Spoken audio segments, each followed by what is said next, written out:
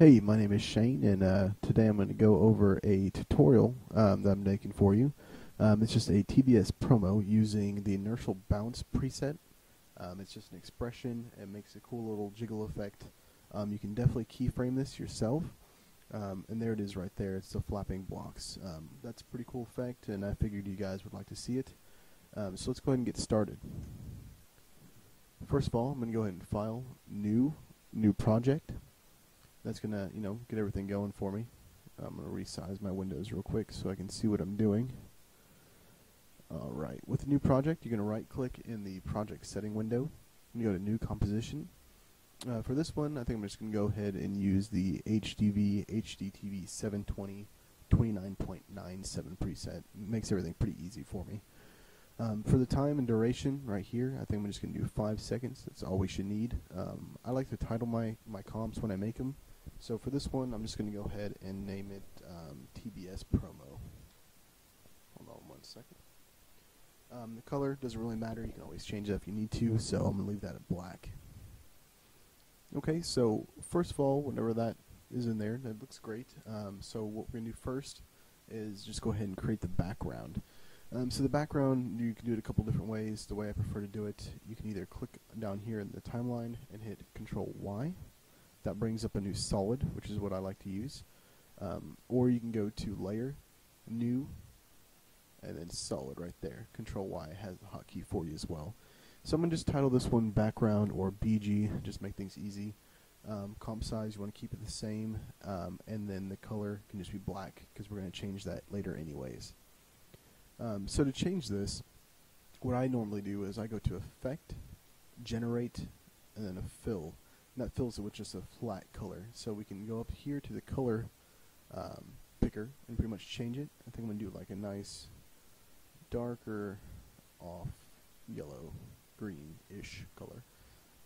There you go. And you can feel free to use whatever color you want. But I'm going for a specific look that TBS actually uses on their shows, specifically The Big Bang Theory, which is where I saw this and got the idea from. So I'm going to go OK, and that changed the color. So now what we're going to do is I like to create a nice vignette, which is just a pretty much darkening around the edges over here. It just gives it a nice little almost gradient feel. So the way I do that is I go and create another layer right here. So you can also right click down here, New, Solid. I'm going to keep this one at black. Make sure. Let's say OK. Now the way I do this as a vignette is I actually go up here to the masks, and this ellipse tool, if you double click on it, it'll automatically generate an ellipse throughout the entire layer. So I actually go down here, and instead of adding, I just want to invert that, or you can click on subtract, whichever one you prefer. I always figure it's easier just to click on invert, that way I don't have to worry about anything. Now you can say, well, that doesn't really look like much. So what you want to do is go down to the mask settings. And in the mask settings, if you twirl this down, it'll say mask feather. And you want to feather that out to where it looks pretty decent. And then it's still pretty dark, so we're going to hit T for transparency, or opacity, I'm sorry. And then just scrub through there. So it looks pretty decent. So now you get this nice vignette looking effect. Alright, so now that we have that, what I'm going to go ahead and do is just I'm going to lock these two layers. And I'm going to go ahead and bring in a logo that I just had prepared previously. So to do that, you just double click on your project window. That's going to bring up your browser. So it's going to go desktop. I have it saved under a tutorials folder. Makes everything nice, tutorial project. And there it is, TBS logo black. That should be a PNG already, so it's going to come in with a transparent background. So I'm just going to bring that, drop it below the vignette, which actually, now that I'm looking at that, I like keeping my stuff tidy. So to change the name, instead of black solid, you can either go to Layer and then Solid Settings. You can change it there, or you could just right click, rename, and type in vignette, or Vin, how I normally use it, just shortcut Vin, BG, makes things easy. And then go ahead and lock that back up. That's what I'm doing right here, is locking it, by the way. So now that we have the logo in, we're going to scale that up a bit, and it's already a PNG, so it's already have the background on it. Now, unfortunately, this one's on a very high quality. Normally, when I do motion graphics, I want to make sure I have the highest quality graphics possible. Where this one's going to be a little bit fuzzy, but for the sake of the tutorial, it's no big deal. So let's go ahead and make sure that's centered. There's something called a title safe. You can click on this little button right here, bring up title action safe. And essentially it has the different presets for 720 and 1280, different things like that, so you make sure that anything inside of this box, which this right here is going to be standard definition, outside of here is going to be high definition HD, the 1280 by 720 or higher. You just want to make sure that nothing is outside of here that's important when it's just sitting. So you can also see the little dashes right there. Make sure that everything is nice and centered, looks great.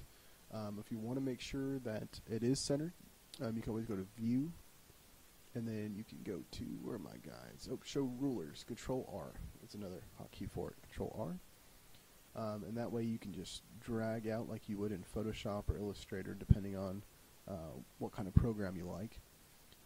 And you can bring that out right there, and you see it's perfectly centered, which is great.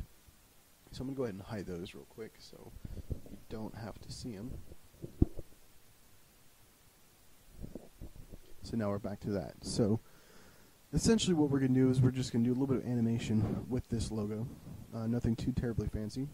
But what we want it to do, and I'm going to zoom out in the timeline here. That's what the mountains are. We want this, obviously it's not doing anything yet, but the idea that we had is we're going to have a camera pull out from this logo from the black area to reveal the logo, and then the logo is going to slide off to the left. So in order to do that, and also to use a camera in 3D space, which is essentially what we will be doing, we want to turn on the 3D, make 3D, and we want to make it have motion blur, so it has a nice smooth blur transition on it. We can go ahead and also turn on the comp motion blur as well, which this turns on motion blur for anything that has this check marked on it currently. So it's going to go hide that. And I hid the settings by hitting U. If you ever have it open or any keyframes, if you hit U or UU, it'll bring up anything that's keyframe. But since nothing's keyframed, it'll just close it for us right now. Same thing with this vignette and the opacity. So we can just have to unlock that, twirl that up, and just keeps things nice and neat. So let's go ahead and right-click down here, click on New, and then it's going to be Camera. Camera 1's fine, 50mm is fine. There's plenty of them to choose from. If you know anything about cameras, you can definitely adjust that as need be. I normally don't worry about it unless required specifically. We don't need depth of field. Local, lock to zoom is totally fine. We'll just click OK on that and leave it there. Now, I don't like controlling my cameras by themselves. They can be kind of tricky, so I always create a null object.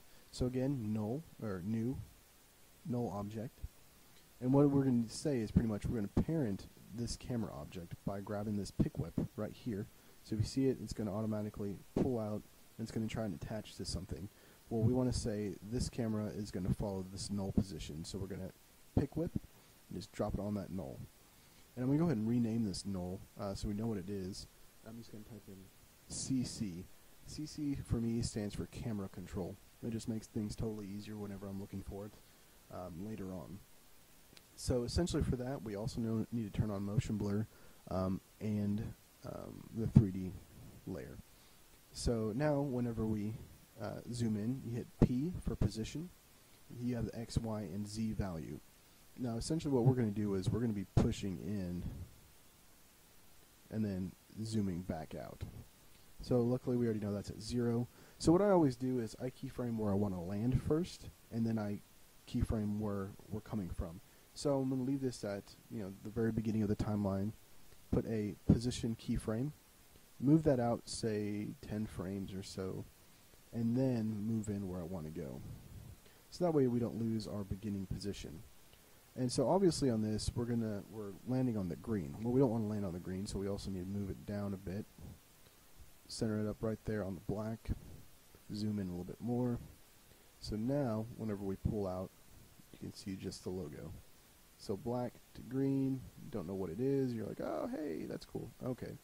And so right now this is just a linear animation. So there's no easing, there's no curves to it or anything. It's just really, really harsh. So I'm gonna hit N to trim the comp, and what that does, it whenever I RAM preview my timeline, it's gonna stop it wherever I hit N at. B is the start, so you hit B right there if you want, but we need to pull it back, and then again B, and say pull it a little bit more N. And when you RAM preview, which is 0 on the keyboard, it's going to show you what it is. So when you look at this, you're like, oh, okay, that's nice, looks good. Well, it's really fast and it's really hard, and there's no easing or anything with it. So you want to make it a little bit more smoother, a little bit more flowing. So what you do is you actually just go ahead and grab, let me do that. Go ahead and click and drag over the keyframes, so you highlight them both. Right click on them, keyframe assistant, and easy ease. Or you can hit F9.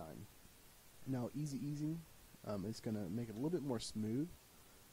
So if you see a little bit, now that's a little bit too fast, so I'm going to drag this one out probably. Let's just do a second. Let's go back over here, hit N, watch it again. So now it's a little bit smooth. So, but it's still one solid movement. You know, there's still not a whole lot of easing going on. So what I like to do to adjust that is go into the graph editor. Now the graph editor can be a little bit scary at first, but if you've worked with an Illustrator or anything else that uses Bezier curves, then it's really not that bad. So you just click on either one or both of the keyframes, or even just the position, which will automatically highlight both of these for you, and you click on the graph editor. So this is saying it's going in one continuous motion. There's no, you know, it doesn't speed up, it doesn't slow down, it's just one continuous motion, which is nice, but you know what, we want it to kind of speed up at the beginning and then slow down. So what we're going to do is we're going to grab this hand of the curve, which is essentially the first keyframe, and we're going to pull this back. And by pulling this back, it's going to make it go fast. Well, that's more of like a hill. We want it to be more of a slope, so we're going to pull this one down too. And it's showing you the speed here too, so it's about 5,000 pixels per second. That's a little bit too quick. So now if we RAM preview, you can see that it comes in quick and then slows down. So that looks nice. I like that. It looks alright. So leave that, go back out of the graph view, which is this little button right here again, the graph editor.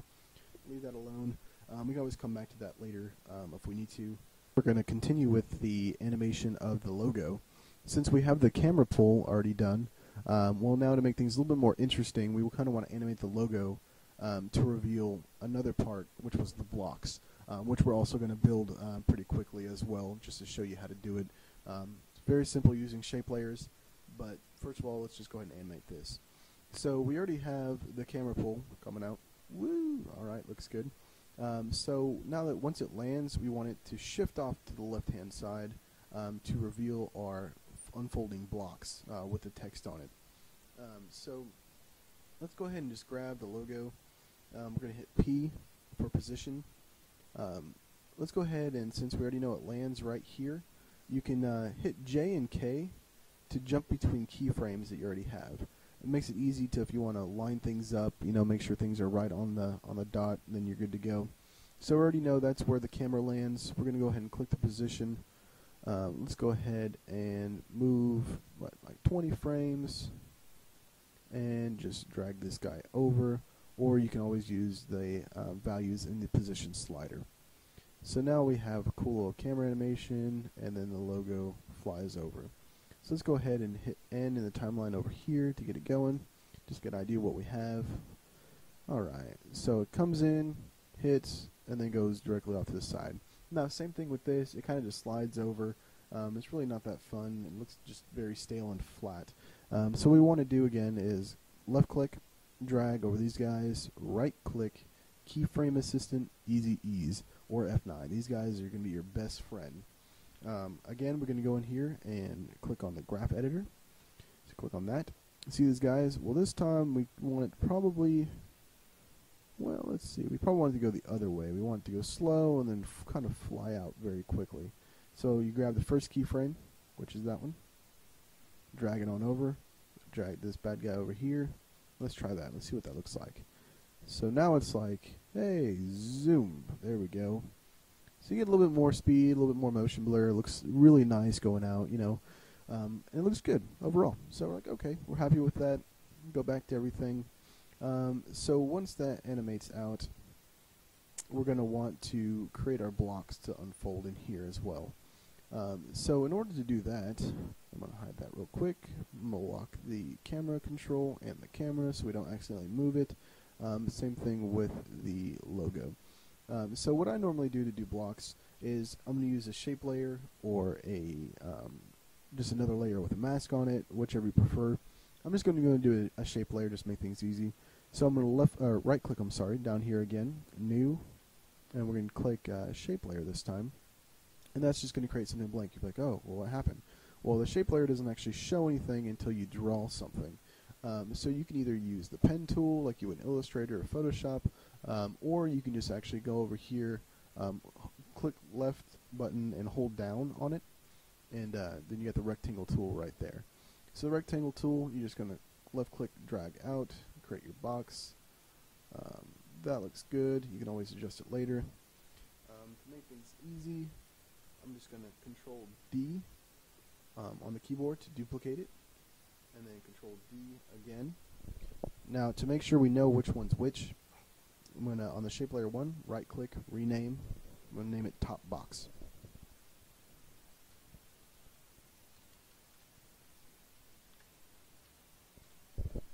And then of course second layer is going to be middle box. And of course the shape layer 3 is going to be bottom box. Just to make things nice, tidy, and neat.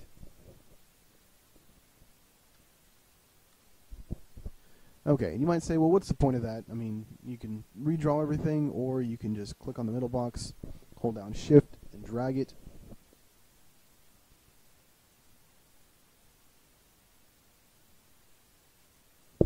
Or, I'm sorry, Shift and the down arrow works really well too. Just make sure you have it lined up right there. Then you grab the bottom box and move it below the middle box.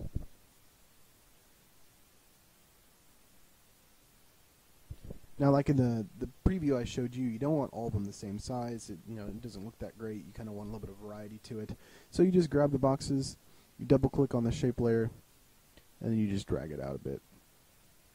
Maybe make it a little bit bigger, a little bit wider, and we'll definitely adjust it with the text later on as well. Click on the middle one, kind of do the same thing. Go ahead and pull that one over, just make sure everything's lined up nice and neat. Grab the last one, shift it over a bit, boom, there you go.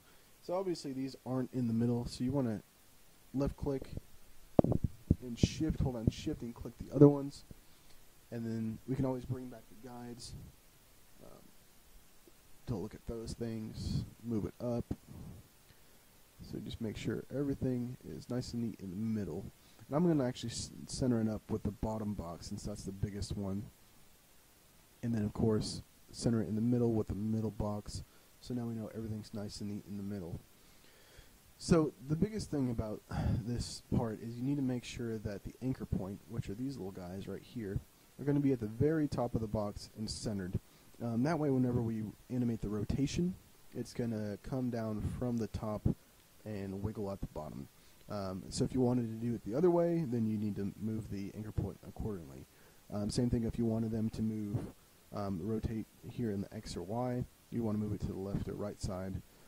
So we're just going to go ahead and click on one, top box. To move the anchor point of something, go ahead and click on the pan behind or anchor point tool, or you can click Y. Then you can just come in here, click on that, bring it right up there to the middle, click on the middle box, do the same exact thing, and the bottom box, same exact thing right there.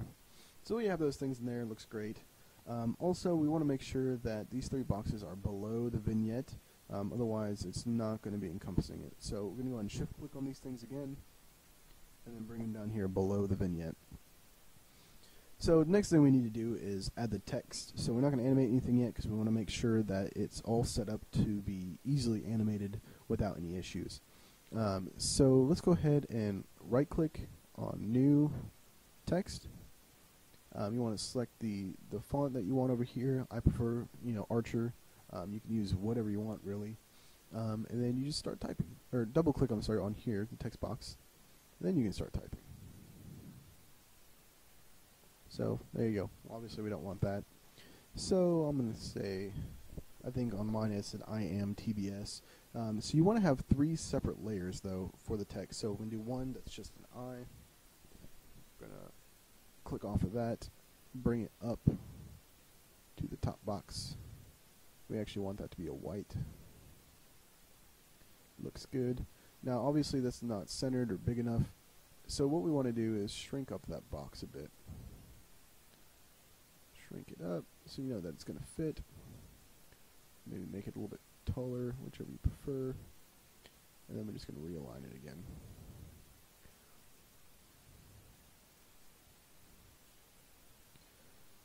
You just want to make sure that your text is going to fit in there. So then I'm just going to Control D to duplicate the text, move it down, double click on the layer, and so that one might fit pretty well. Let's just see. Yeah, that's not too bad. Duplicate it again, Control D, bring it down. We'll do TBS.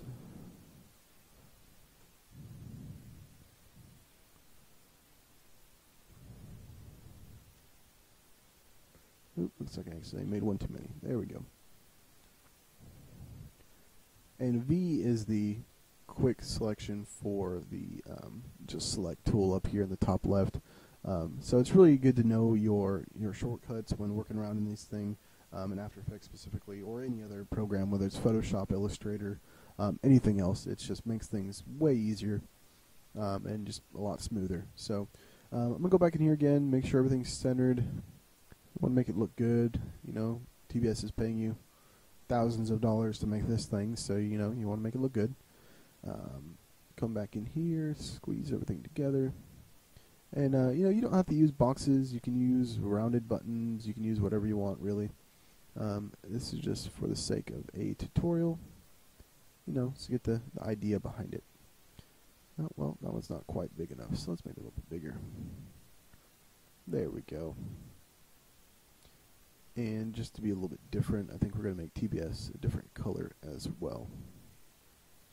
So let's see, TBS, where are we at? There we are, TBS, different color. Let's do a yellow again. I like the yellow. Alright. Also, so we need to make sure that we bring these guys down below the vignette as well. Same principle, but above the boxes. So to make this easy to animate, we don't want to have to animate each individual box and then each individual text layer. So we're going to use something called parenting to make things really easy. This way we don't have to adjust the anchor point of all the text and animate the text separately from the boxes. So we're just going to figure out, okay, so I is in the top box, so we want to parent that by pick whipping it, to the top box. Am is going to be pick whipped to the middle box, and TBS is going to be pick whipped to the bottom box. And you can see where they are here. You can select it this way as well if you're more visual based, instead of using the pick whip.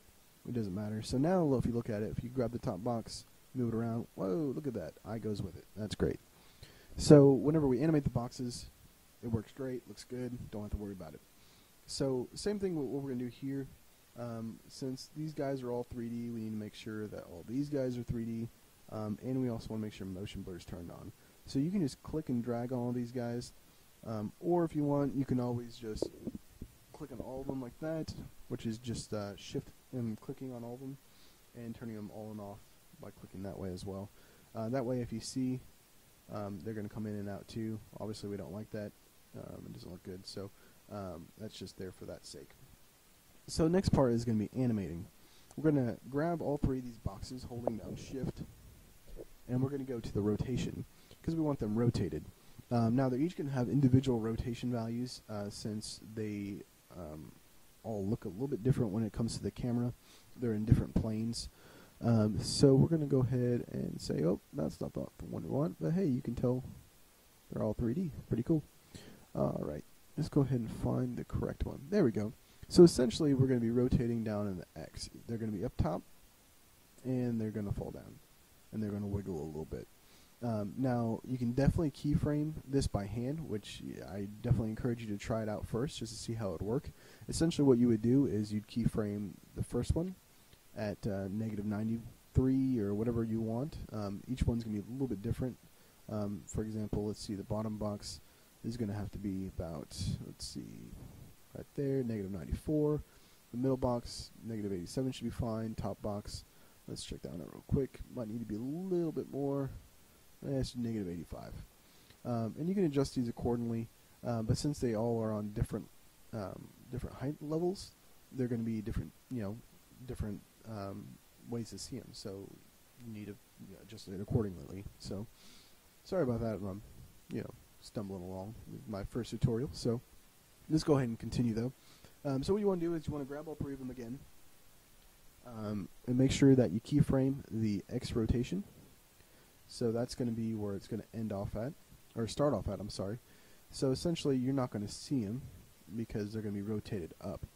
And then we want them to rotate down. So go over 20 frames, and it's very easy to just keyframe back to 0.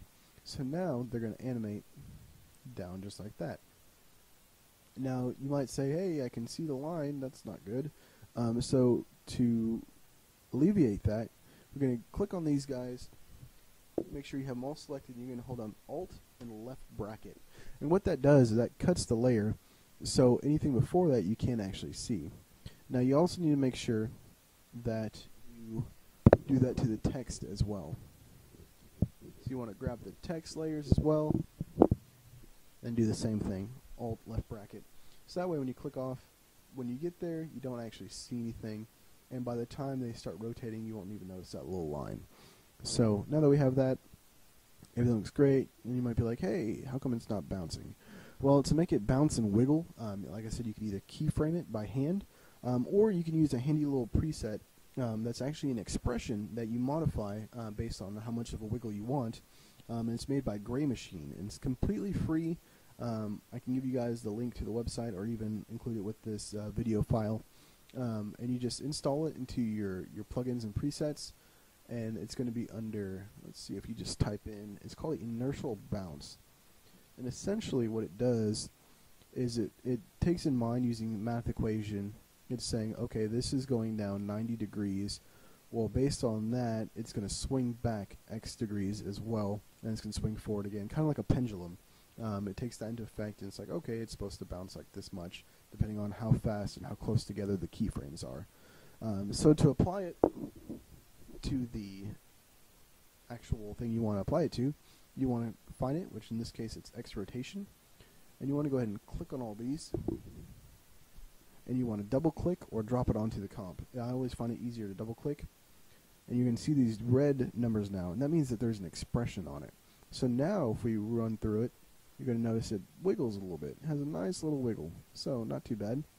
So if we extend the timeline out here, watch it a little bit, you're going to notice that the camera pulls out, these guys wiggle down, and they go down really slow. So obviously it's really slow, so it's not wiggling a whole lot. Well, guess what? If you move it closer together, it's going to take into account how much it is. So the closer together the keyframes are, the faster it is, the more speed, the more wiggle you're going to get.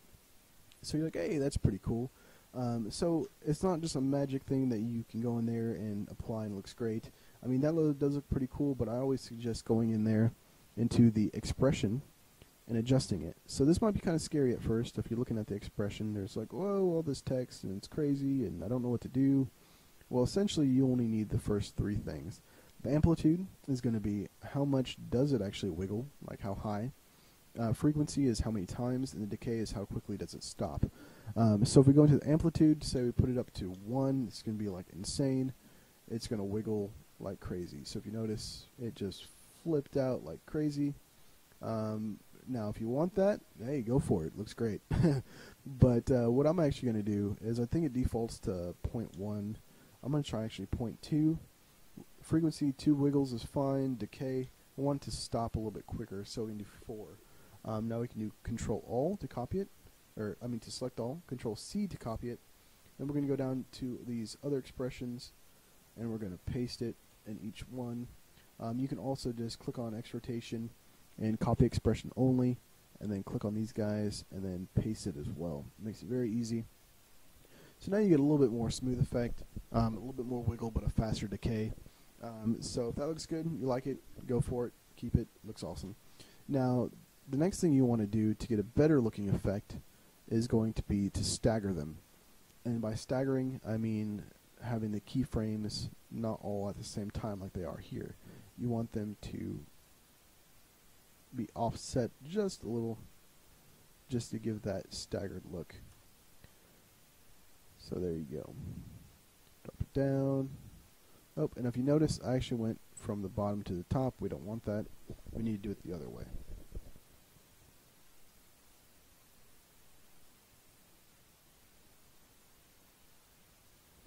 Let's try that one out. Alright, so it zooms off. These guys come in. Looks great. Booyah. Still not good enough or not fast enough, then you can just go in a little bit closer.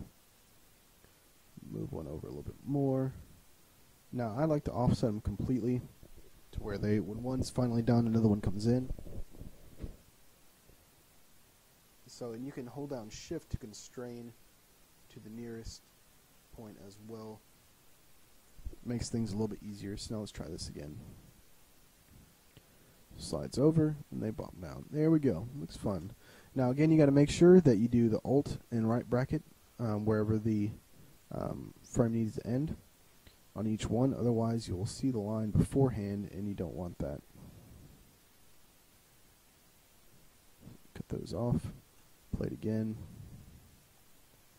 Boom. You got to make sure that you do it for the text as well. And the I. So cut that off right there. And then you can jump all the way to the end for the last one.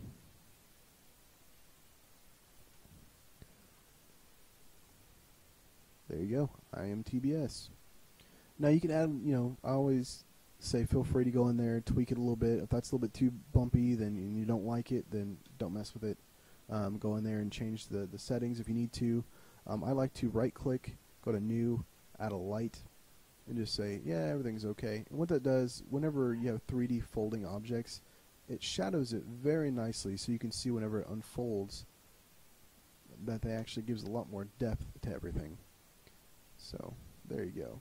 And that is pretty extreme. I'll bring up my settings again just so you can see them. Again, it's just play around with it. Feel free to have fun. And this effect is used quite often in motion graphics and TV, commercials and spots, different things like that. Oh, and the last bit, I'm sorry, I almost skipped the best part, was the zoom in back in. So what you want to do is go back into the camera control, hit U to show the keyframes, so you see where it comes in. But you can always highlight these two, right click, just highlight these two, Control C to copy, and whenever you're ready to exit, so say it's right here or what have you, might want to wait till it's done. You want to Control V, paste.